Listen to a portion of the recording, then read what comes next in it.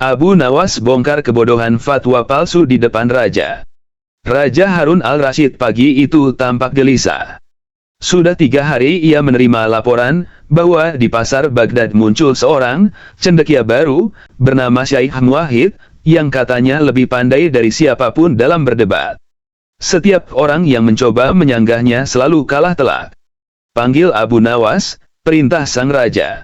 Beberapa penjaga saling pandang, karena mereka tahu, kalau sudah begini, pasti akan ada orang yang pulang dengan kepala pening, kecuali Abu Nawas. Tak lama kemudian, Abu Nawas datang dengan senyum setipis benang, seolah sudah tahu ada masalah baru menantinya.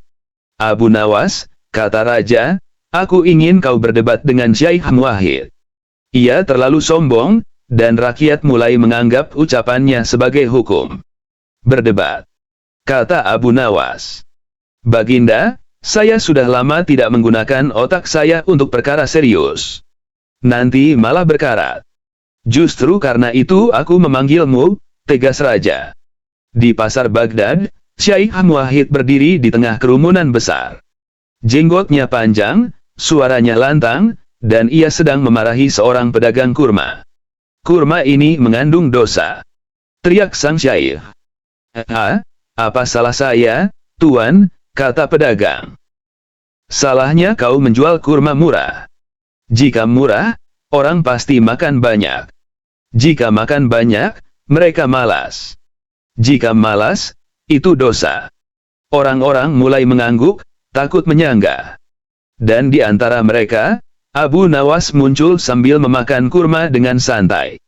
Assalamualaikum, Syekh, ucap Abu Nawas dengan sopan. Saya ingin bertanya, jika makan banyak itu dosa, bagaimana dengan Anda? Syekh Muwahhid tersinggung. Aku tidak makan kurma. Aku menjaga diriku dari dosa. Abu Nawas mengangguk. Kalau begitu, Anda juga berdosa. Bagaimana bisa? Karena Anda lalai menjaga tubuh Anda dari lapar. Lapar membuat orang marah. Marah itu dosa. Kerumunan mulai berbisik-bisik. Syekh Muwahhid mulai terlihat gelisah. Tapi aku tidak marah, bantahnya. Benarkah tidak marah? Tanya Abu Nawas sambil menunjuk wajahnya yang memerah seperti bara. Kalau begitu, mengapa suara Anda lebih keras daripada pedagang pasar yang sedang adu harga? Tawa kecil mulai terdengar. Syekh Muwahhid menarik napas panjang. Baik, katanya. Kau pandai bermain kata. Tapi aku punya pertanyaan agama untukmu. Ia menunjuk sebuah kendi air. Apa hukumnya minum dari kendi ini jika aku mengatakan airnya najis? Abu Nawas melirik kendi itu sebentar. Najis atau tidak tergantung kenyataan, bukan ucapan Anda. Tidak, sahut sang syekh. Jika aku bilang najis, berarti najis. Abu Nawas tersenyum tipis. Kalau begitu, aku nyatakan Anda suci dan tidak pernah salah. Tiba-tiba Syekh Muwahhid terlihat bangga dan mengangkat dagunya. Tentu saja aku suci, katanya. Kalau Anda suci, lanjut Abu Nawas, maka setiap ucapan Anda adalah kebenaran, bukan? Tentu. Dan kalau begitu, karena Anda tadi mengatakan air kendi itu najis, maka Anda mengetahui ada najis di dalamnya. Benar. Artinya, kata Abu Nawas, Anda telah melihat najis itu. Tentu. Syekh Muwahhid terhenti. Matanya membesar. Bagaimana aku bisa melihat najis kalau aku tidak membuka kendi? Katanya panik. Persis, Abu Nawas tersenyum. Kalau Anda tidak melihatnya, maka Anda berbohong. Jika Anda bohong, maka Anda tidak suci. Dan jika Anda tidak suci, maka semua ucapan Anda tidak memiliki nilai hukum. Kerumunan langsung meledak tawa. Syekh Muwahhid kehilangan wibawa dan mencoba menyelamatkan diri dengan berkata, baiklah. Kita berdebat tentang logika, bukan najis. Abu Nawas makin tenang. Silakan, Syekh. Saya di sini bukan untuk mengalahkan Anda, tapi untuk mengingatkan bahwa ilmu tanpa adab itu ujian bagi pemiliknya. Syekh Muwahhid berdeham dan mulai mencoba menyerang balik. Abu Nawas, katanya. Kau selalu memutarbalikkan kata. Aku ingin lihat apakah kau bisa menjawab ini. Jika seseorang berbuat salah karena tidak tahu, apakah dosanya sama dengan orang yang sengaja? Tentu tidak sama, jawab Abu Nawas. Bagus. Kalau begitu, aku tidak berdosa ketika salah bicara, karena aku tidak tahu. Abu Nawas mengangguk. Benar. Tapi setelah saya jelaskan, jika Anda mengulangi kesalahan yang sama, barulah Anda berdosa. Gelak tawa kembali menggema. Syekh Muwahhid tersandar lemas. Jadi inti masalahnya, lanjut Abu Nawas, bukan siapa yang paling keras suara ceramahnya, tapi siapa yang paling rendah hati ketika diberi nasihat. Rakyat tersenyum puas. Pedagang kurma menghadiahkan sekeranjang kurma kepada Abu Nawas. Di kejauhan, Raja Harun al-Rasyid menyaksikan dari balik tirai. Ia menepuk kepalanya sendiri dan berkata pelan, aku harus memperpanjang gaji Abu Nawas. Abu Nawas yang mendengar itu hanya tersenyum. Saya dengar, Baginda, katanya. Kalau bisa, bulan ini saja dulu. Tahun depan menyusul. Kerumunan belum bubar sepenuhnya ketika seorang penjaga istana berlari tergopoh-gopoh. Abu Nawas. Baginda memanggilmu kembali ke istana sekarang juga. Abu Nawas menoleh sambil memasukkan kurma terakhir ke mulutnya. Baru saja selesai mengurusi urusan satu orang yang merasa paling benar, sekarang mungkin Baginda ingin menambah satu lagi. Sesampainya di istana, Raja Harun al-Rasyid tampak duduk dengan gelisah lebih dari sebelumnya. Abu Nawas, ada masalah baru. Baginda, kata Abu Nawas, setiap kali Anda bilang, masalah baru, saya langsung ingat utang-utang saya yang lama. Raja menghela napas. Begini. Setelah kau mengalahkan Syekh Muwahhid, sekarang muncul kabar bahwa ia menantangmu lagi, kali ini dengan bukti tertulis. Ia mengatakan punya fatwa dari ulama besar yang mendukung semua pendapatnya. Fatwa dari ulama besar. Abu Nawas mengangkat alis. Baginda, zaman sekarang orang bikin tulisan palsu itu lebih cepat daripada bikin roti. Karena itu aku ingin kau mengecek keaslian fatwa itu, kata Raja. Di ruang pertemuan istana, Syekh Muwahhid sudah menunggu. Di tangannya tergenggam selembar kertas panjang yang disegel dengan lilin. Akhirnya kau datang, wahai Abu Nawas, katanya. Hari ini aku akan membuktikan bahwa ilmuku bukan omong kosong. Abu Nawas menatap kertas itu. Boleh saya lihat? Syekh Muwahhid menyerahkan gulungan itu dengan senyum penuh kemenangan. Ini fatwa dari Syekh Al-Alaim, ulama paling dihormati di negeri Syam. Tertulis bahwa semua pendapatku benar. Abu Nawas mengambil gulungan itu, lalu mengangkatnya tinggi-tinggi, seolah menimbang beratnya. Kertasnya bagus. Tulisannya rapi. Tapi ada satu hal yang membuat saya ragu. Apa itu? Tanya Muwahhid. Sangat mudah sekali bagi orang secerdas Anda menipu dirinya sendiri. Syekh Muwahhid tersinggung. Itu fitnah. Abu Nawas membuka gulungan itu perlahan. Matanya menelusuri tulisan panjang yang tampak resmi, sampai tiba di bagian akhir. Ia tersenyum kecil. Baginda, katanya sambil menyerahkan gulungan itu kepada Raja, coba lihat tanda tangan ulama ini. Raja membaca dan langsung mengerutkan dahi. Tanda tangannya melengkung seperti bulan sabit. Betul sekali, kata Abu Nawas. Dan tahukah Baginda? Syekh Al-Alaim sudah buta sejak 20 tahun lalu. Ia tidak pernah menandatangani apapun sejak matanya tidak bisa melihat. Kerumunan yang hadir di istana langsung bergumam. Syekh Muwahhid pucat seketika. Tidak, ini tidak mungkin. Tanda tangan ini dari murid beliau. Abu Nawas mengangguk. Kalau begitu, mari kita uji saja. Barang siapa menulis sesuatu, maka ia harus memahami isinya. Ia menunjuk salah satu kalimat dalam gulungan itu. Ini tertulis dalam bahasa Syam dialek lama. Coba Anda baca ulang di depan semua orang. Syekh Muwahhid terdiam. Keringat menetes seperti hujan. Ia memandang kalimat itu lama sekali, namun tidak keluar satu pun suku kata. Apa yang terjadi, Syekh? Tanya Abu Nawas lembut. Bukankah tulisan ini berasal dari gurumu? Atau, sebenarnya kau sendiri yang menyalin tulisan ini tanpa tahu maknanya? Orang-orang mulai tertawa menahan suara. Raja menutup mulutnya agar tidak terlihat senyum. Syekh Muwahhid akhirnya mengangkat kedua tangannya. Baik. Aku akui itu bukan tulisan guruku. Tapi isi fatwa itu benar. Abu Nawas menggeleng pelan. Dalam Islam, kebenaran bukan dinilai dari suara paling keras, bukan dari tulisan paling panjang, bukan dari gelar paling megah, tapi dari kejujuran niat.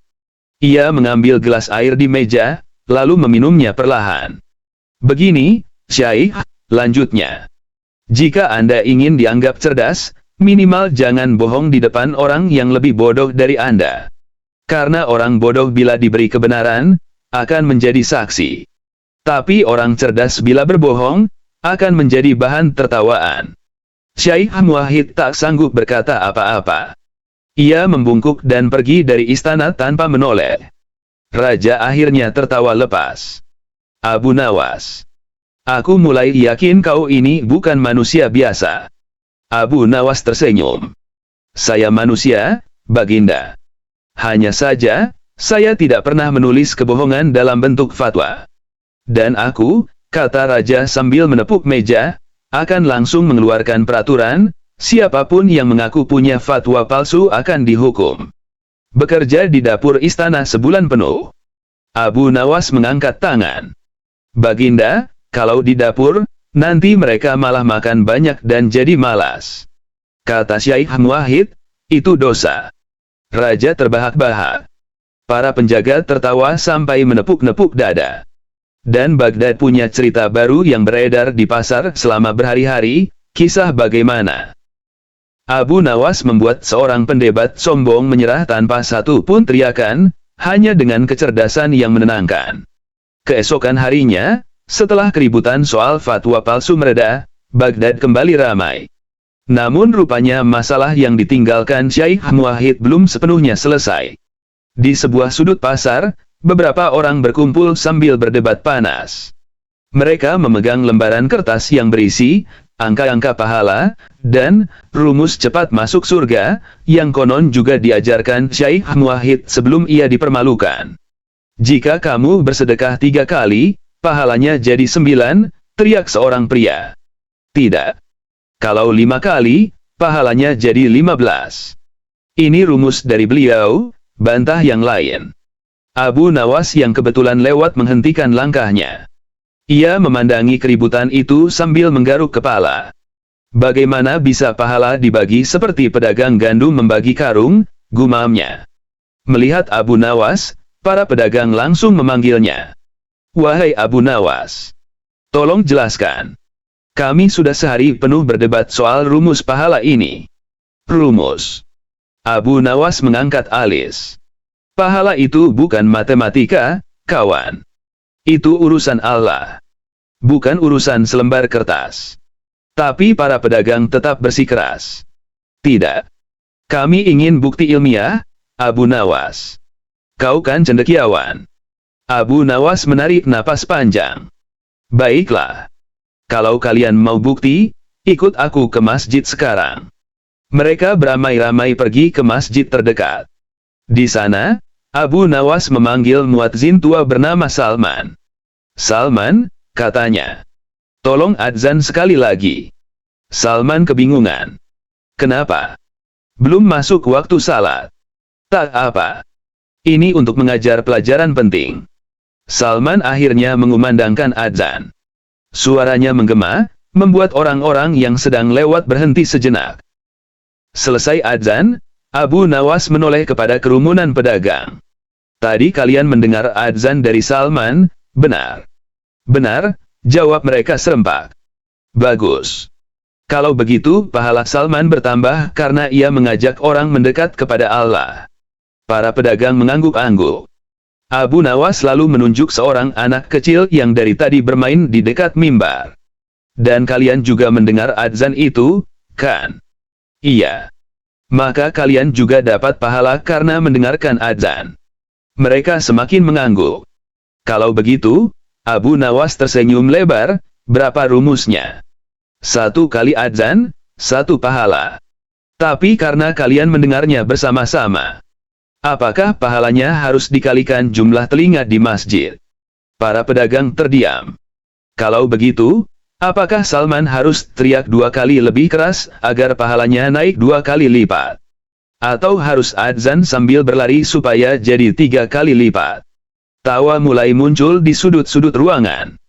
Abu Nawas melanjutkan. Sahabat sekalian, pahala itu bukan pasar yang bisa ditawar atau dihitung dengan rumus. Allah lihat niatnya, bukan angkanya. Ia menunjuk dada orang-orang itu satu persatu. Kalian bersedekah bukan untuk menambah daftar hitungan, tapi untuk membersihkan hati. Kalau mau hitung-hitungan, lebih baik berdagang saja. Beberapa pedagang mulai merasa malu, sementara yang lain tertawa sambil meremas kertas rumus-rumus palsu itu. Namun belum sempat semuanya bubar, seorang pria berdiri tiba-tiba. Wajahnya penuh percaya diri. Tunggu. Aku punya rumus pahala yang lebih akurat. Ia mengangkat segulungan kertas besar. Abu Nawas memijit pelipis. Dari mana lagi itu? Dari keponakan Syekh Muwahhid. Jawab pria itu dengan bangga. Dia bilang setiap perbuatan baik harus dikonversi ke angka. Misalnya, membantu orang tua 25 pahala. Menyapu masjid 40. Kerumunan kembali gaduh. Abu Nawas menatap pria itu dengan tenang. Kalau begitu, boleh aku tanya? Tentu. Ketika kau membantu orang tua, berapa pahala yang kau rasakan? Pria itu bingung. Maksudmu? Rasanya. Kau merasa bertambah 25. Atau merasa lebih ringan? Pria itu makin bingung. Ya, aku merasa lebih ringan. Nah, kata Abu Nawas. Itulah pahala paling nyata. Hatimu menjadi ringan. Kau tidak perlu angka untuk merasakannya. Kerumunan mulai mengangguk. Dan lagi, lanjut Abu Nawas sambil memungut kertas besar itu, jika pahala bisa dihitung seperti ini, maka orang paling kaya adalah orang yang paling rajin menulis angka, bukan orang yang paling banyak berbuat baik. Ia menggulung kertas itu rapat-rapat dan menyerahkannya kembali. Pergilah dan lakukan kebaikan. Jangan sibuk membuat grafiknya. Kerumunan tertawa puas dan mulai membubarkan diri. Tapi sebelum pergi, Muadzin Salman menarik lengan Abu Nawas. Abu Nawas, bagaimana dengan pahala untukmu? Bukankah kau mengajarkan kebaikan hari ini? Abu Nawas tersenyum kecil. Kalau pahala itu datang, biarlah ia datang tanpa aku tahu.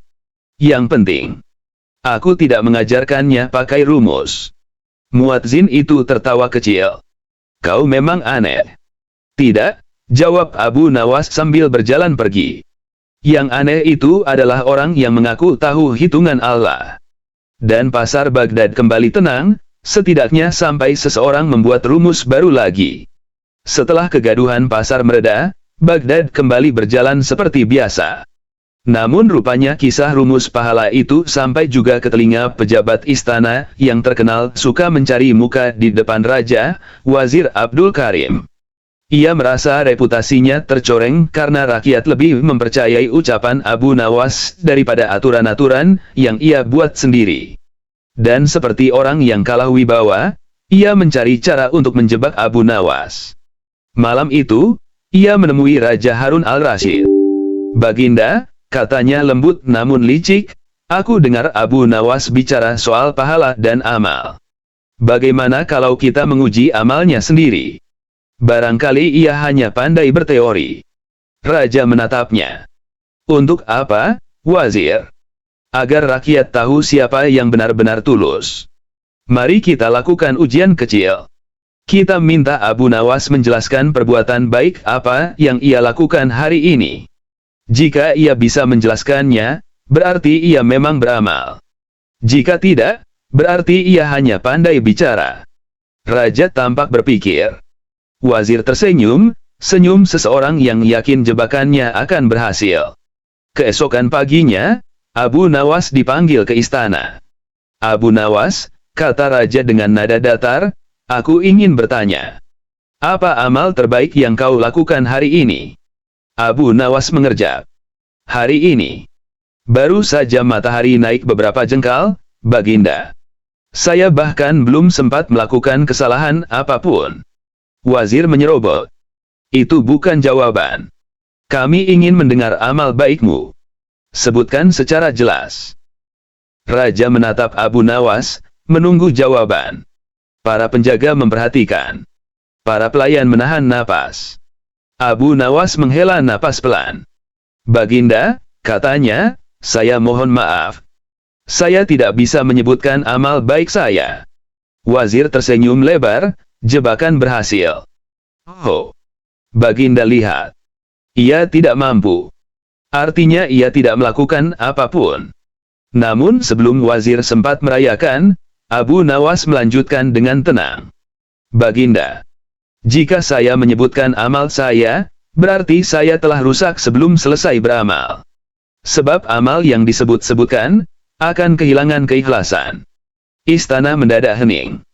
Dan lagi, sambung Abu Nawas, amal itu seperti benih di dalam tanah. Jika terus digali untuk diperlihatkan, ia tidak akan pernah tumbuh. Raja terdiam. Napasnya pelan, matanya berubah lembut. Wazir kehilangan senyumnya. Abu Nawas, ucap raja, jadi kau memang beramal. Hanya kau tidak ingin menyebutkannya.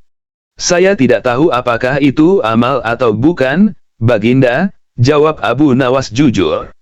Tugas saya hanya mencoba melakukan. Urusan diterima atau tidak, itu urusan Allah.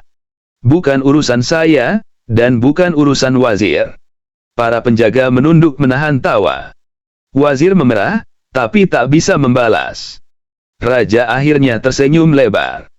Kau benar, Abu Nawas.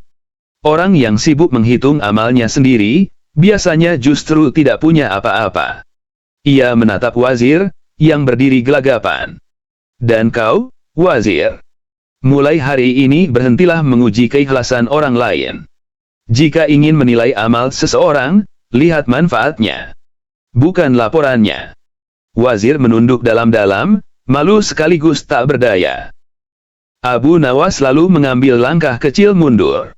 Saya mohon diri, Baginda. Ada urusan yang harus saya selesaikan di pasar. Urusan apa? Tanya raja. Abu Nawas tersenyum kecil. Menjaga agar orang-orang tidak mengubah kebaikan menjadi rumus.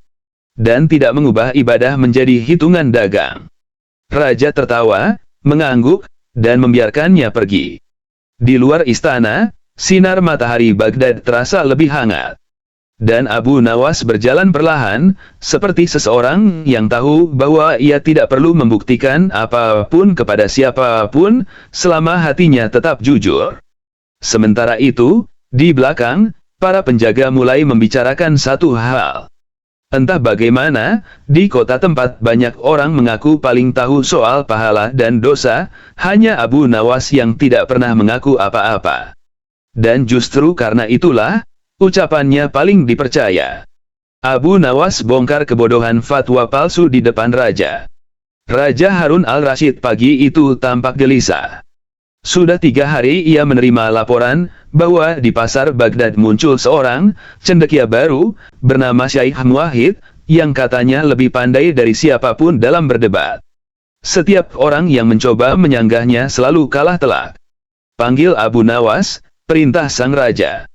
Beberapa penjaga saling pandang, karena mereka tahu, kalau sudah begini, pasti akan ada orang yang pulang dengan kepala pening, kecuali Abu Nawas. Tak lama kemudian, Abu Nawas datang dengan senyum setipis benang, seolah sudah tahu ada masalah baru menantinya. Abu Nawas, kata raja, aku ingin kau berdebat dengan Syaikh Muwahhid. Ia terlalu sombong, dan rakyat mulai menganggap ucapannya sebagai hukum. Berdebat, kata Abu Nawas. Baginda, saya sudah lama tidak menggunakan otak saya untuk perkara serius. Nanti malah berkarat. Justru karena itu aku memanggilmu, tegas raja. Di pasar Baghdad, Syaikh Muwahhid berdiri di tengah kerumunan besar. Jenggotnya panjang, suaranya lantang, dan ia sedang memarahi seorang pedagang kurma. Kurma ini mengandung dosa. Teriak sang syaikh. Apa salah saya, Tuan? Kata pedagang. Salahnya kau menjual kurma murah. Jika murah, orang pasti makan banyak. Jika makan banyak, mereka malas. Jika malas, itu dosa. Orang-orang mulai mengangguk, takut menyanggah. Dan di antara mereka, Abu Nawas muncul sambil memakan kurma dengan santai. Assalamualaikum, Syaikh, ucap Abu Nawas dengan sopan. Saya ingin bertanya, jika makan banyak itu dosa, bagaimana dengan Anda? Syaikh Muwahhid tersinggung. Aku tidak makan kurma. Aku menjaga diriku dari dosa. Abu Nawas mengangguk. Kalau begitu, Anda juga berdosa. Bagaimana bisa? Karena Anda lalai menjaga tubuh Anda dari lapar. Lapar membuat orang marah. Marah itu dosa. Kerumunan mulai berbisik-bisik. Syaikh Muwahhid mulai terlihat gelisah. Tapi aku tidak marah, bantahnya. Benarkah tidak marah? Tanya Abu Nawas sambil menunjuk wajahnya yang memerah seperti bara. Kalau begitu, mengapa suara Anda lebih keras daripada pedagang pasar yang sedang adu harga? Tawa kecil mulai terdengar. Syaikh Muwahhid menarik napas panjang. Baik, katanya. Kau pandai bermain kata. Tapi aku punya pertanyaan agama untukmu. Ia menunjuk sebuah kendi air. Apa hukumnya minum dari kendi ini jika aku mengatakan airnya najis? Abu Nawas melirik kendi itu sebentar. Najis atau tidak tergantung kenyataan, bukan ucapan Anda. Tidak, sahut sang syaikh. Jika aku bilang najis, berarti najis. Abu Nawas tersenyum tipis. Kalau begitu, aku nyatakan Anda suci dan tidak pernah salah. Tiba-tiba Syaikh Muwahhid terlihat bangga dan mengangkat dagunya. Tentu saja aku suci, katanya. Kalau Anda suci, lanjut Abu Nawas, maka setiap ucapan Anda adalah kebenaran, bukan? Tentu. Dan kalau begitu, karena Anda tadi mengatakan air kendi itu najis, maka Anda mengetahui ada najis di dalamnya. Benar. Artinya, kata Abu Nawas, Anda telah melihat najis itu. Tentu. Syaikh Muwahhid terhenti. Matanya membesar. Bagaimana aku bisa melihat najis kalau aku tidak membuka kendi? Katanya panik. Persis, Abu Nawas tersenyum. Kalau Anda tidak melihatnya, maka Anda berbohong. Jika Anda bohong, maka Anda tidak suci. Dan jika Anda tidak suci, maka semua ucapan Anda tidak memiliki nilai hukum. Kerumunan langsung meledak tawa. Syaikh Muwahhid kehilangan wibawa dan mencoba menyelamatkan diri dengan berkata, baiklah. Kita berdebat tentang logika, bukan najis. Abu Nawas makin tenang. Silakan, Syaikh. Saya di sini bukan untuk mengalahkan Anda, tapi untuk mengingatkan bahwa ilmu tanpa adab itu ujian bagi pemiliknya. Syaikh Muwahhid berdeham dan mulai mencoba menyerang balik. Abu Nawas, katanya. Kau selalu memutarbalikkan kata. Aku ingin lihat apakah kau bisa menjawab ini. Jika seseorang berbuat salah karena tidak tahu, apakah dosanya sama dengan orang yang sengaja? Tentu tidak sama, jawab Abu Nawas. Bagus. Kalau begitu, aku tidak berdosa ketika salah bicara, karena aku tidak tahu. Abu Nawas mengangguk. Benar. Tapi setelah saya jelaskan, jika Anda mengulangi kesalahan yang sama, barulah Anda berdosa. Gelak tawa kembali menggema. Syaikh Muwahhid tersandar lemas. Jadi inti masalahnya, lanjut Abu Nawas, bukan siapa yang paling keras suara ceramahnya, tapi siapa yang paling rendah hati ketika diberi nasihat. Rakyat tersenyum puas. Pedagang kurma menghadiahkan sekeranjang kurma kepada Abu Nawas. Di kejauhan, Raja Harun al-Rasyid menyaksikan dari balik tirai. Ia menepuk kepalanya sendiri dan berkata pelan, aku harus memperpanjang gaji Abu Nawas. Abu Nawas yang mendengar itu hanya tersenyum. Saya dengar, Baginda, katanya. Kalau bisa, bulan ini saja dulu. Tahun depan menyusul. Kerumunan belum bubar sepenuhnya ketika seorang penjaga istana berlari tergopoh-gopoh.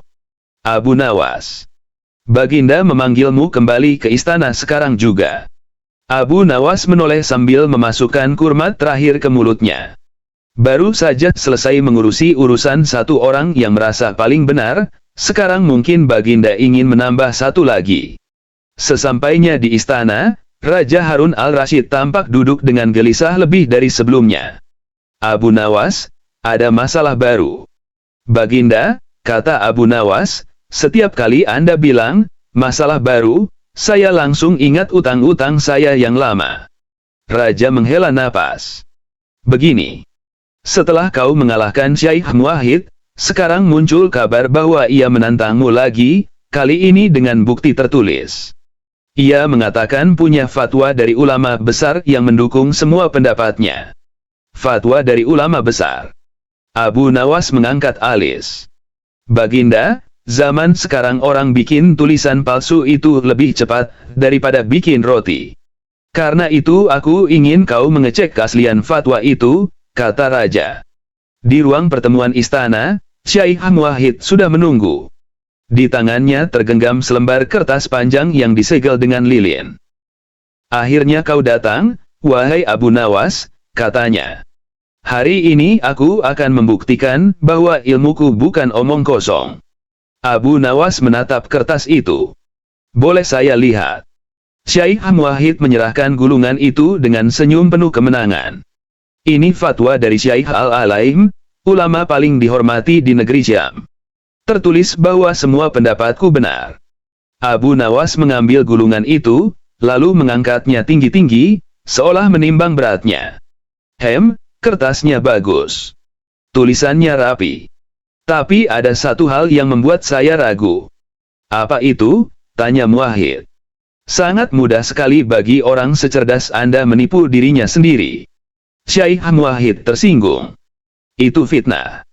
Abu Nawas membuka gulungan itu perlahan. Matanya menelusuri tulisan panjang yang tampak resmi, sampai tiba di bagian akhir. Ia tersenyum kecil. Baginda, katanya sambil menyerahkan gulungan itu kepada Raja, coba lihat tanda tangan ulama ini. Raja membaca dan langsung mengerutkan dahi. Tanda tangannya melengkung seperti bulan sabit. Betul sekali, kata Abu Nawas. Dan tahukah Baginda? Syekh Al-Alaim sudah buta sejak 20 tahun lalu. Ia tidak pernah menandatangani apapun sejak matanya tidak bisa melihat. Kerumunan yang hadir di istana langsung bergumam. Syekh Muwahhid pucat seketika. Tidak, ini tidak mungkin. Tanda tangan ini dari murid beliau. Abu Nawas mengangguk. Kalau begitu, mari kita uji saja. Barang siapa menulis sesuatu, maka ia harus memahami isinya. Ia menunjuk salah satu kalimat dalam gulungan itu. Ini tertulis dalam bahasa Syam dialek lama. Coba Anda baca ulang di depan semua orang. Syekh Muwahhid terdiam. Keringat menetes seperti hujan. Ia memandang kalimat itu lama sekali, namun tidak keluar satu pun suku kata. Apa yang terjadi, Syekh? Tanya Abu Nawas lembut. Bukankah tulisan ini berasal dari gurumu? Atau, sebenarnya kau sendiri yang menyalin tulisan ini tanpa tahu maknanya? Orang-orang mulai tertawa menahan suara. Raja menutup mulutnya agar tidak terlihat senyum. Syekh Muwahhid akhirnya mengangkat kedua tangannya. Baik. Aku akui itu bukan tulisan guruku. Tapi isi fatwa itu benar. Abu Nawas menggeleng pelan. Dalam Islam, kebenaran bukan dinilai dari suara paling keras, bukan dari tulisan paling panjang, bukan dari gelar paling megah, tapi dari kejujuran niat. Ia mengambil gelas air di meja, lalu meminumnya perlahan. Begini, Syekh, lanjutnya. Jika Anda ingin dianggap cerdas, minimal jangan bohong di depan orang yang lebih bodoh dari Anda. Karena orang bodoh bila diberi kebenaran, akan menjadi saksi. Tapi orang cerdas bila berbohong, akan menjadi bahan tertawaan. Syekh Muwahhid tak sanggup berkata apa-apa. Ia membungkuk dan pergi dari istana tanpa menoleh. Raja akhirnya tertawa lepas. Abu Nawas, aku mulai yakin kau ini bukan manusia biasa. Abu Nawas tersenyum. Saya manusia, Baginda. Hanya saja, saya tidak pernah menulis kebohongan dalam bentuk fatwa. Dan aku, kata Raja sambil menepuk meja, akan langsung mengeluarkan peraturan, siapapun yang mengaku punya fatwa palsu akan dihukum. Bekerja di dapur istana sebulan penuh. Abu Nawas mengangkat tangan. Baginda, kalau di dapur, nanti mereka malah makan banyak dan jadi malas. Kata Syaikh Muwahhid, itu dosa. Raja terbahak-bahak. Para penjaga tertawa sampai menepuk-nepuk dada. Dan Baghdad punya cerita baru yang beredar di pasar selama berhari-hari, kisah bagaimana Abu Nawas membuat seorang pendebat sombong menyerah tanpa satu pun teriakan, hanya dengan kecerdasan yang menenangkan. Keesokan harinya, setelah keributan soal fatwa palsu mereda, Baghdad kembali ramai. Namun rupanya masalah yang ditinggalkan Syaikh Muwahhid belum sepenuhnya selesai. Di sebuah sudut pasar, beberapa orang berkumpul sambil berdebat panas. Mereka memegang lembaran kertas yang berisi angka-angka pahala dan rumus cepat masuk surga, yang konon juga diajarkan Syaikh Muwahhid sebelum ia dipermalukan.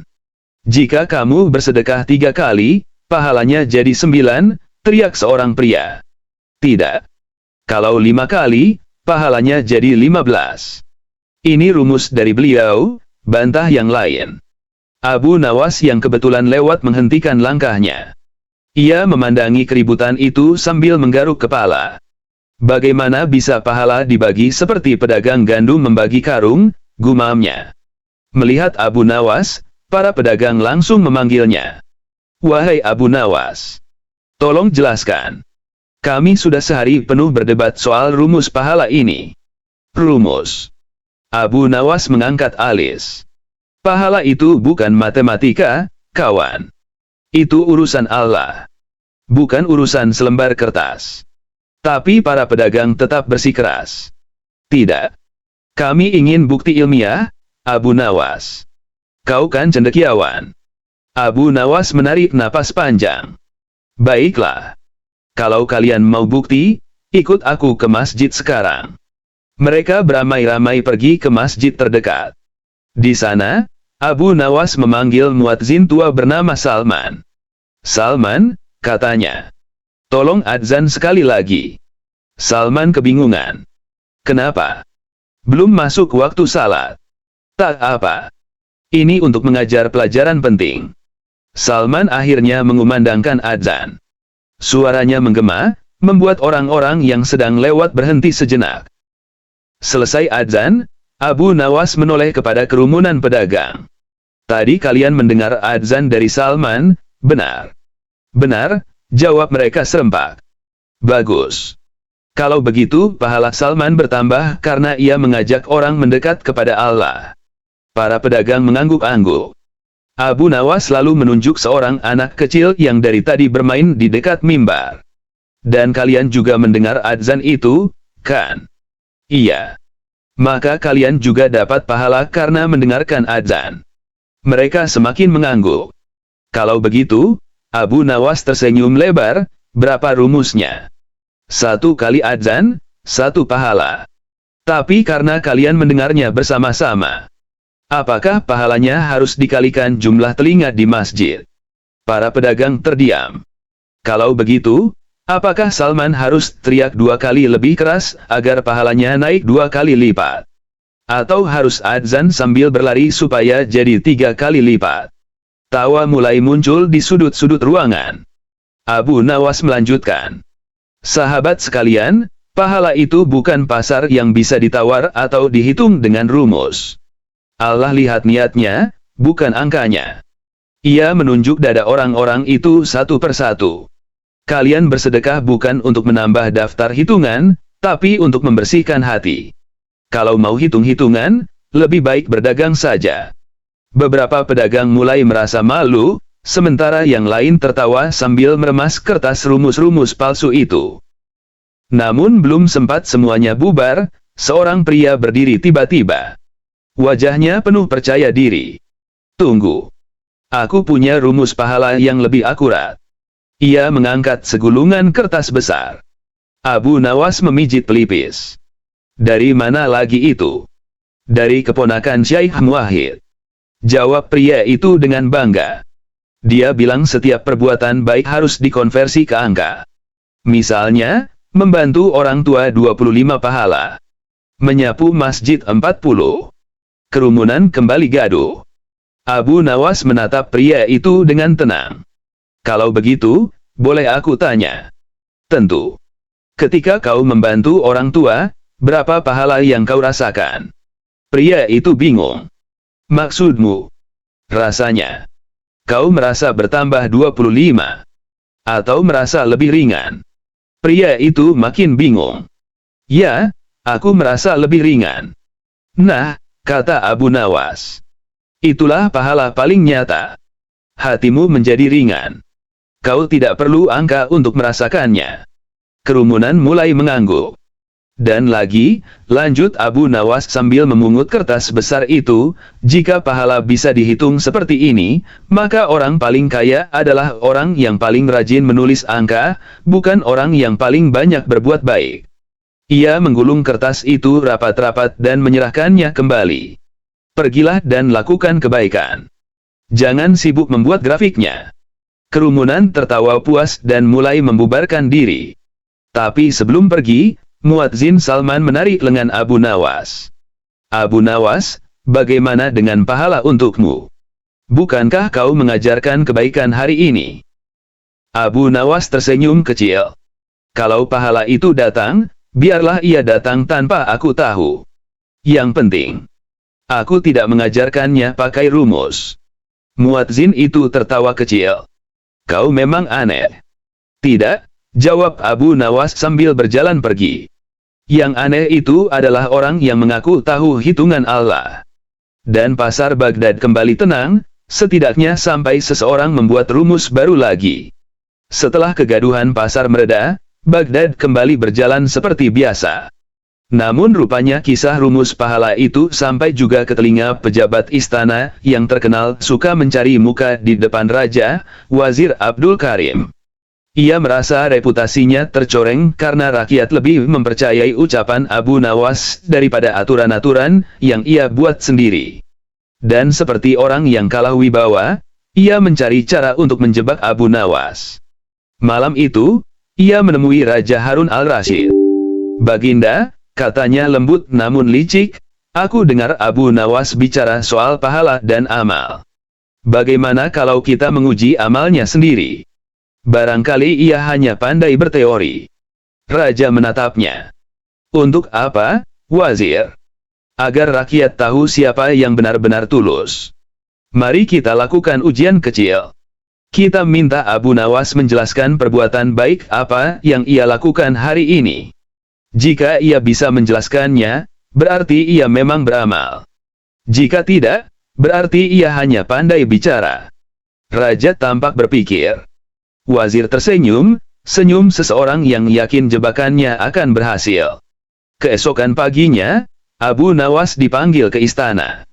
Abu Nawas, kata Raja dengan nada datar, aku ingin bertanya.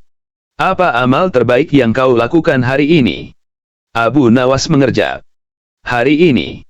Baru saja matahari naik beberapa jengkal, Baginda. Saya bahkan belum sempat melakukan kesalahan apapun. Wazir menyerobot. Itu bukan jawaban. Kami ingin mendengar amal baikmu. Sebutkan secara jelas. Raja menatap Abu Nawas, menunggu jawaban. Para penjaga memperhatikan. Para pelayan menahan napas. Abu Nawas menghela napas pelan. Baginda, katanya, saya mohon maaf. Saya tidak bisa menyebutkan amal baik saya. Wazir tersenyum lebar, jebakan berhasil. Oh, Baginda lihat. Ia tidak mampu. Artinya ia tidak melakukan apapun. Namun sebelum wazir sempat merayakan, Abu Nawas melanjutkan dengan tenang. Baginda, jika saya menyebutkan amal saya, berarti saya telah rusak sebelum selesai beramal. Sebab amal yang disebut-sebutkan, akan kehilangan keikhlasan. Istana mendadak hening. Dan lagi, sambung Abu Nawas, amal itu seperti benih di dalam tanah. Jika terus digali untuk diperlihatkan, ia tidak akan pernah tumbuh. Raja terdiam. Napasnya pelan, matanya berubah lembut. Wazir kehilangan senyumnya. Abu Nawas, ucap Raja, jadi kau memang beramal. Hanya kau tidak ingin menyebutkannya. Saya tidak tahu apakah itu amal atau bukan, Baginda, jawab Abu Nawas jujur. Tugas saya hanya mencoba melakukan.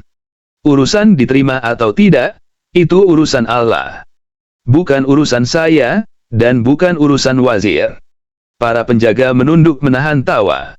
Wazir memerah, tapi tak bisa membalas. Raja akhirnya tersenyum lebar. Kau benar, Abu Nawas.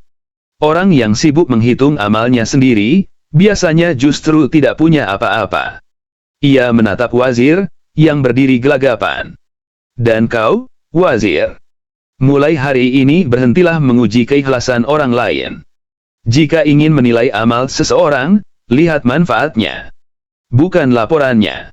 Wazir menunduk dalam-dalam, malu sekaligus tak berdaya. Abu Nawas lalu mengambil langkah kecil mundur. Saya mohon diri, Baginda. Ada urusan yang harus saya selesaikan di pasar. Urusan apa? Tanya Raja. Abu Nawas tersenyum kecil. Menjaga agar orang-orang tidak mengubah kebaikan menjadi rumus. Dan tidak mengubah ibadah menjadi hitungan dagang.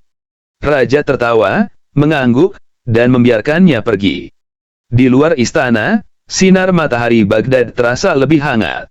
Dan Abu Nawas berjalan perlahan, seperti seseorang yang tahu bahwa ia tidak perlu membuktikan apapun kepada siapapun, selama hatinya tetap jujur. Sementara itu, di belakang, para penjaga mulai membicarakan satu hal. Entah bagaimana, di kota tempat banyak orang mengaku paling tahu soal pahala dan dosa, hanya Abu Nawas yang tidak pernah mengaku apa-apa. Dan justru karena itulah, ucapannya paling dipercaya.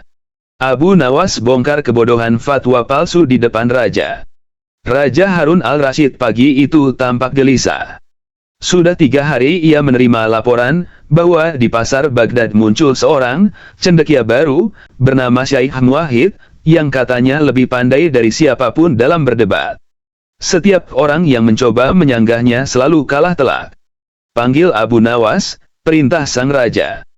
Beberapa penjaga saling pandang, karena mereka tahu, kalau sudah begini, pasti akan ada orang yang pulang dengan kepala pening, kecuali Abu Nawas.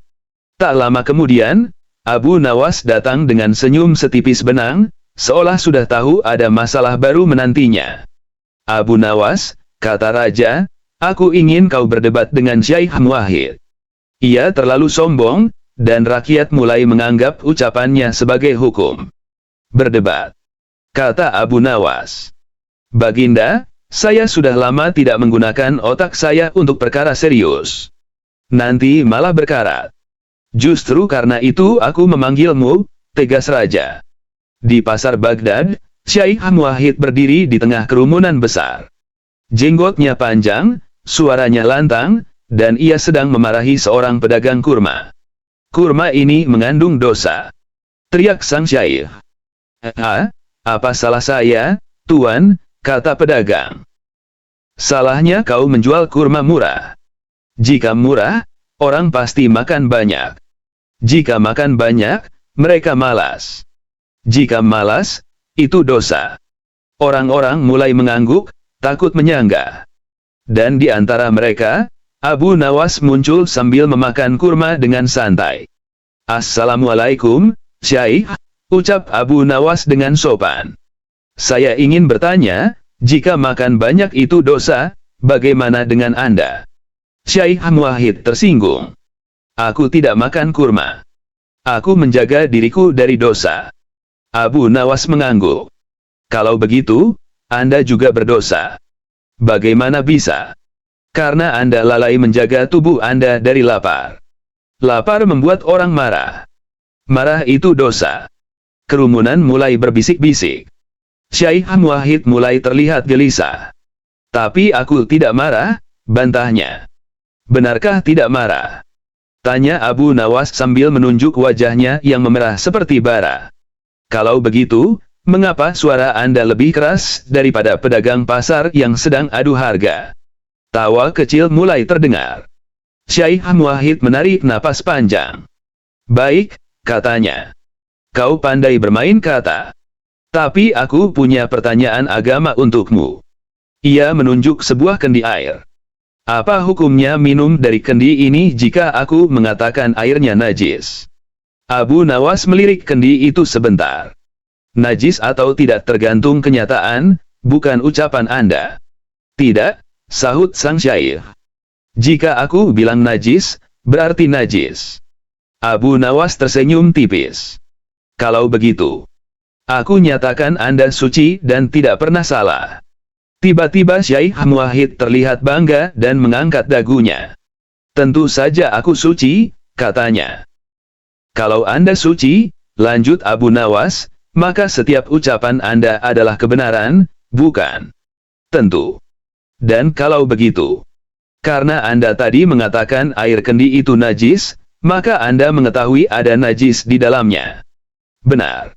Artinya, kata Abu Nawas, Anda telah melihat najis itu. Tentu. Syekh Muwahhid terhenti. Matanya membesar. Bagaimana aku bisa melihat najis kalau aku tidak membuka kendi? Katanya panik. Persis, Abu Nawas tersenyum.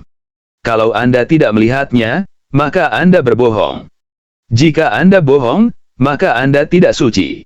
Dan jika Anda tidak suci, maka semua ucapan Anda tidak memiliki nilai hukum. Kerumunan langsung meledak tawa. Syekh Muwahhid kehilangan wibawa dan mencoba menyelamatkan diri dengan berkata, baiklah. Kita berdebat tentang logika, bukan najis. Abu Nawas makin tenang. Silakan, Syekh.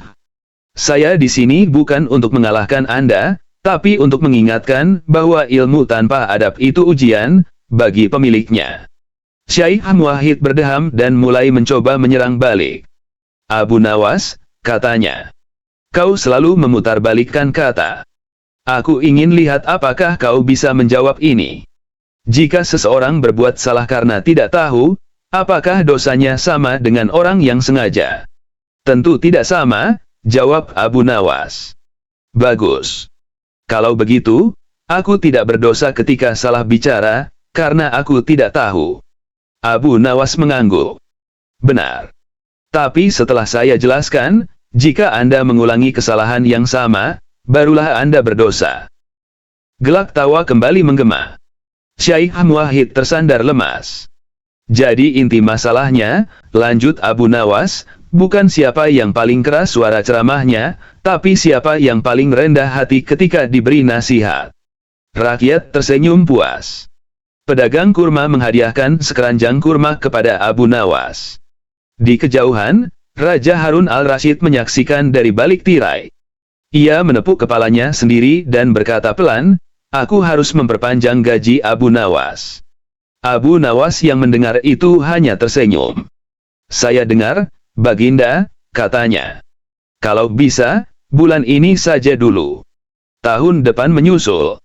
Kerumunan belum bubar sepenuhnya ketika seorang penjaga istana berlari tergopoh-gopoh. Abu Nawas. Baginda memanggilmu kembali ke istana sekarang juga.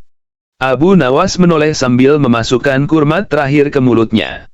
Baru saja selesai mengurusi urusan satu orang yang merasa paling benar, sekarang mungkin Baginda ingin menambah satu lagi.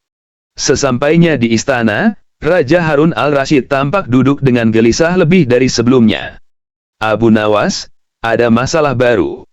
Baginda, kata Abu Nawas, setiap kali Anda bilang, masalah baru, saya langsung ingat utang-utang saya yang lama. Raja menghela napas. Begini. Setelah kau mengalahkan Syekh Muwahhid, sekarang muncul kabar bahwa ia menantangmu lagi, kali ini dengan bukti tertulis.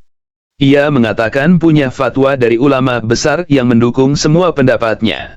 Fatwa dari ulama besar. Abu Nawas mengangkat alis.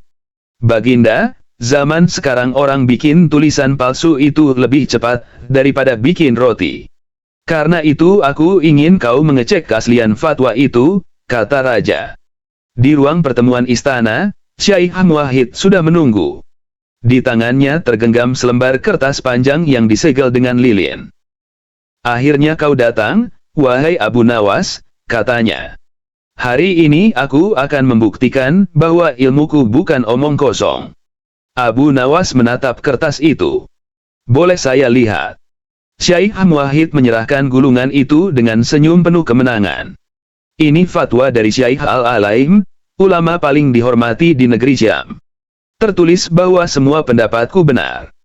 Abu Nawas mengambil gulungan itu, lalu mengangkatnya tinggi-tinggi, seolah menimbang beratnya. Kertasnya bagus. Tulisannya rapi. Tapi ada satu hal yang membuat saya ragu. Apa itu? Tanya Muwahhid. Sangat mudah sekali bagi orang secerdas Anda menipu dirinya sendiri. Syaikh Muwahhid tersinggung. Itu fitnah. Abu Nawas membuka gulungan itu perlahan.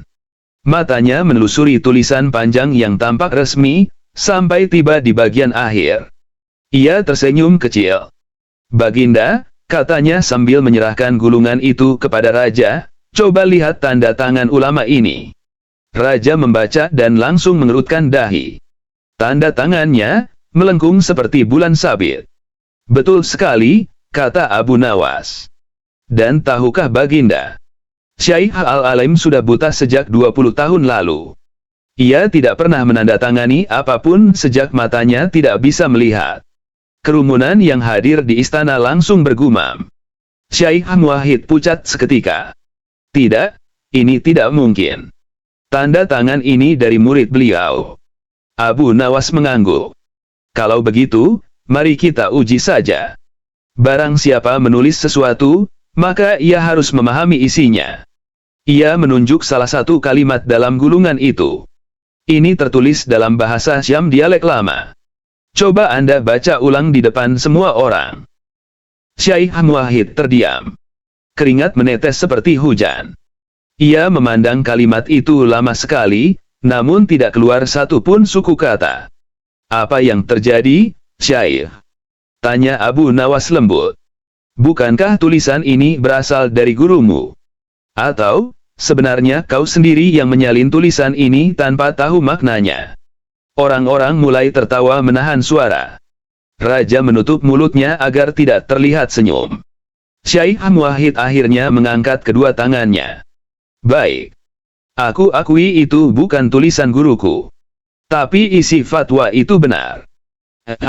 Abu Nawas menggeleng pelan. Dalam Islam, kebenaran bukan dinilai dari suara paling keras, bukan dari tulisan paling panjang, bukan dari gelar paling megah, tapi dari kejujuran niat. Ia mengambil gelas air di meja, lalu meminumnya perlahan. Begini, Syaikh, lanjutnya. Jika Anda ingin dianggap cerdas, minimal jangan bohong di depan orang yang lebih bodoh dari Anda. Karena orang bodoh bila diberi kebenaran, akan menjadi saksi. Tapi orang cerdas bila berbohong, akan menjadi bahan tertawaan. Syaikh Muwahhid tak sanggup berkata apa-apa. Ia membungkuk dan pergi dari istana tanpa menoleh. Raja akhirnya tertawa lepas. Abu Nawas. Aku mulai yakin kau ini bukan manusia biasa. Abu Nawas tersenyum. Saya manusia, Baginda. Hanya saja, saya tidak pernah menulis kebohongan dalam bentuk fatwa. Dan aku, kata raja sambil menepuk meja, akan langsung mengeluarkan peraturan, siapapun yang mengaku punya fatwa palsu akan dihukum. Bekerja di dapur istana sebulan penuh. Abu Nawas mengangkat tangan. Baginda, kalau di dapur, nanti mereka malah makan banyak dan jadi malas. Kata Syaikh Muwahhid, itu dosa. Raja terbahak-bahak. Para penjaga tertawa sampai menepuk-nepuk dada. Dan Baghdad punya cerita baru yang beredar di pasar selama berhari-hari, kisah bagaimana Abu Nawas membuat seorang pendebat sombong menyerah tanpa satu pun teriakan, hanya dengan kecerdasan yang menenangkan. Keesokan harinya, setelah keributan soal fatwa palsu mereda, Baghdad kembali ramai. Namun rupanya masalah yang ditinggalkan Syaikh Muwahhid belum sepenuhnya selesai. Di sebuah sudut pasar, beberapa orang berkumpul sambil berdebat panas. Mereka memegang lembaran kertas yang berisi angka-angka pahala dan rumus cepat masuk surga, yang konon juga diajarkan Syekh Muwahhid sebelum ia dipermalukan. Jika kamu bersedekah 3 kali, pahalanya jadi 9, teriak seorang pria. Tidak. Kalau 5 kali, pahalanya jadi 15. Ini rumus dari beliau, bantah yang lain. Abu Nawas yang kebetulan lewat menghentikan langkahnya. Ia memandangi keributan itu sambil menggaruk kepala. Bagaimana bisa pahala dibagi seperti pedagang gandum membagi karung, gumamnya. Melihat Abu Nawas, para pedagang langsung memanggilnya. Wahai Abu Nawas, tolong jelaskan. Kami sudah sehari penuh berdebat soal rumus pahala ini. Rumus. Abu Nawas mengangkat alis. Pahala itu bukan matematika, kawan. Itu urusan Allah. Bukan urusan selembar kertas. Tapi para pedagang tetap bersikeras. Tidak. Kami ingin bukti ilmiah, Abu Nawas. Kau kan cendekiawan. Abu Nawas menarik napas panjang. Baiklah.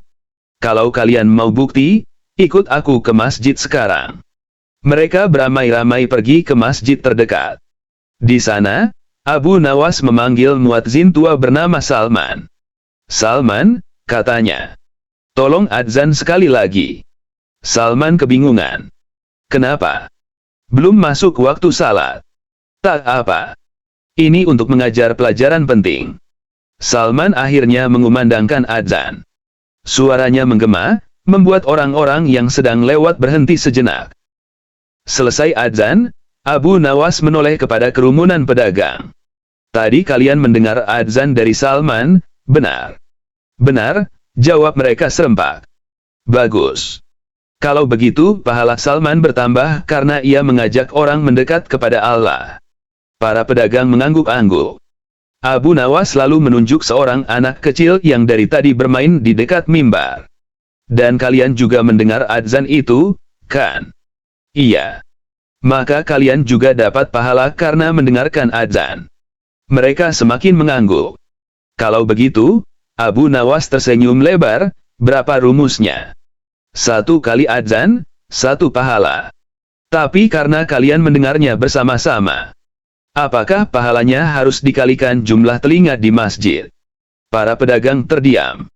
Kalau begitu, apakah Salman harus teriak 2 kali lebih keras agar pahalanya naik 2 kali lipat?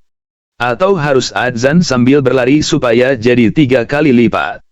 Tawa mulai muncul di sudut-sudut ruangan. Abu Nawas melanjutkan. Sahabat sekalian, pahala itu bukan pasar yang bisa ditawar atau dihitung dengan rumus. Allah lihat niatnya, bukan angkanya. Ia menunjuk dada orang-orang itu satu persatu. Kalian bersedekah bukan untuk menambah daftar hitungan, tapi untuk membersihkan hati. Kalau mau hitung-hitungan, lebih baik berdagang saja. Beberapa pedagang mulai merasa malu, sementara yang lain tertawa sambil meremas kertas rumus-rumus palsu itu. Namun belum sempat semuanya bubar, seorang pria berdiri tiba-tiba. Wajahnya penuh percaya diri. Tunggu. Aku punya rumus pahala yang lebih akurat. Ia mengangkat segulungan kertas besar. Abu Nawas memijit pelipis. Dari mana lagi itu? Dari keponakan Syekh Muwahhid. Jawab pria itu dengan bangga. Dia bilang setiap perbuatan baik harus dikonversi ke angka. Misalnya, membantu orang tua 25 pahala. Menyapu masjid 40. Kerumunan kembali gaduh. Abu Nawas menatap pria itu dengan tenang. Kalau begitu, boleh aku tanya? Tentu. Ketika kau membantu orang tua, berapa pahala yang kau rasakan? Pria itu bingung. Maksudmu? Rasanya. Kau merasa bertambah 25. Atau merasa lebih ringan? Pria itu makin bingung. Ya, aku merasa lebih ringan. Nah, kata Abu Nawas. Itulah pahala paling nyata. Hatimu menjadi ringan. Kau tidak perlu angka untuk merasakannya. Kerumunan mulai mengangguk. Dan lagi, lanjut Abu Nawas sambil memungut kertas besar itu, jika pahala bisa dihitung seperti ini, maka orang paling kaya adalah orang yang paling rajin menulis angka, bukan orang yang paling banyak berbuat baik. Ia menggulung kertas itu rapat-rapat dan menyerahkannya kembali. Pergilah dan lakukan kebaikan. Jangan sibuk membuat grafiknya. Kerumunan tertawa puas dan mulai membubarkan diri. Tapi sebelum pergi, Muadzin Salman menarik lengan Abu Nawas. Abu Nawas, bagaimana dengan pahala untukmu? Bukankah kau mengajarkan kebaikan hari ini? Abu Nawas tersenyum kecil. Kalau pahala itu datang, biarlah ia datang tanpa aku tahu. Yang penting, aku tidak mengajarkannya pakai rumus. Muadzin itu tertawa kecil. Kau memang aneh. Tidak, jawab Abu Nawas sambil berjalan pergi. Yang aneh itu adalah orang yang mengaku tahu hitungan Allah. Dan pasar Baghdad kembali tenang, setidaknya sampai seseorang membuat rumus baru lagi. Setelah kegaduhan pasar mereda, Baghdad kembali berjalan seperti biasa. Namun rupanya kisah rumus pahala itu sampai juga ke telinga pejabat istana yang terkenal suka mencari muka di depan raja, Wazir Abdul Karim. Ia merasa reputasinya tercoreng karena rakyat lebih mempercayai ucapan Abu Nawas daripada aturan-aturan yang ia buat sendiri. Dan seperti orang yang kalah wibawa, ia mencari cara untuk menjebak Abu Nawas. Malam itu, ia menemui Raja Harun al-Rasyid. Baginda, katanya lembut namun licik, aku dengar Abu Nawas bicara soal pahala dan amal. Bagaimana kalau kita menguji amalnya sendiri? Barangkali ia hanya pandai berteori. Raja menatapnya. Untuk apa, Wazir? Agar rakyat tahu siapa yang benar-benar tulus. Mari kita lakukan ujian kecil. Kita minta Abu Nawas menjelaskan perbuatan baik apa yang ia lakukan hari ini. Jika ia bisa menjelaskannya, berarti ia memang beramal. Jika tidak, berarti ia hanya pandai bicara. Raja tampak berpikir. Wazir tersenyum, senyum seseorang yang yakin jebakannya akan berhasil. Keesokan paginya, Abu Nawas dipanggil ke istana. Abu Nawas, kata raja dengan nada datar, aku ingin bertanya. Apa amal terbaik yang kau lakukan hari ini? Abu Nawas mengerjak. Hari ini. Baru saja matahari naik beberapa jengkal, Baginda. Saya bahkan belum sempat melakukan kesalahan apapun. Wazir menyerobot. Itu bukan jawaban. Kami ingin mendengar amal baikmu. Sebutkan secara jelas. Raja menatap Abu Nawas, menunggu jawaban. Para penjaga memperhatikan. Para pelayan menahan napas. Abu Nawas menghela napas pelan. Baginda, katanya, saya mohon maaf. Saya tidak bisa menyebutkan amal baik saya. Wazir tersenyum lebar. Jebakan berhasil. Oh. Baginda lihat. Ia tidak mampu. Artinya ia tidak melakukan apapun. Namun sebelum wazir sempat merayakan, Abu Nawas melanjutkan dengan tenang. Baginda. Jika saya menyebutkan amal saya, berarti saya telah rusak sebelum selesai beramal. Sebab amal yang disebut-sebutkan, akan kehilangan keikhlasan. Istana mendadak hening. Dan lagi, sambung Abu Nawas, amal itu seperti benih di dalam tanah. Jika terus digali untuk diperlihatkan, ia tidak akan pernah tumbuh. Raja terdiam. Napasnya pelan, matanya berubah lembut. Wazir kehilangan senyumnya. Abu Nawas, ucap raja, jadi kau memang beramal. Hanya kau tidak ingin menyebutkannya. Saya tidak tahu apakah itu amal atau bukan, Baginda, jawab Abu Nawas jujur. Tugas saya hanya mencoba melakukan. Urusan diterima atau tidak, itu urusan Allah. Bukan urusan saya, dan bukan urusan wazir. Para penjaga menunduk menahan tawa. Wazir memerah, tapi tak bisa membalas. Raja akhirnya tersenyum lebar. Kau benar, Abu Nawas. Orang yang sibuk menghitung amalnya sendiri, biasanya justru tidak punya apa-apa. Ia menatap wazir, yang berdiri gelagapan. Dan kau, wazir? Mulai hari ini berhentilah menguji keikhlasan orang lain. Jika ingin menilai amal seseorang, lihat manfaatnya, bukan laporannya. Wazir menunduk dalam-dalam, malu sekaligus tak berdaya. Abu Nawas lalu mengambil langkah kecil mundur. Saya mohon diri, Baginda. Ada urusan yang harus saya selesaikan di pasar. Urusan apa? Tanya Raja. Abu Nawas tersenyum kecil. Menjaga agar orang-orang tidak mengubah kebaikan menjadi rumus. Dan tidak mengubah ibadah menjadi hitungan dagang. Raja tertawa, mengangguk, dan membiarkannya pergi. Di luar istana, sinar matahari Baghdad terasa lebih hangat. Dan Abu Nawas berjalan perlahan, seperti seseorang yang tahu bahwa ia tidak perlu membuktikan apapun kepada siapapun, selama hatinya tetap jujur. Sementara itu, di belakang, para penjaga mulai membicarakan satu hal. Entah bagaimana, di kota tempat banyak orang mengaku paling tahu soal pahala dan dosa, hanya Abu Nawas yang tidak pernah mengaku apa-apa. Dan justru karena itulah, ucapannya paling dipercaya.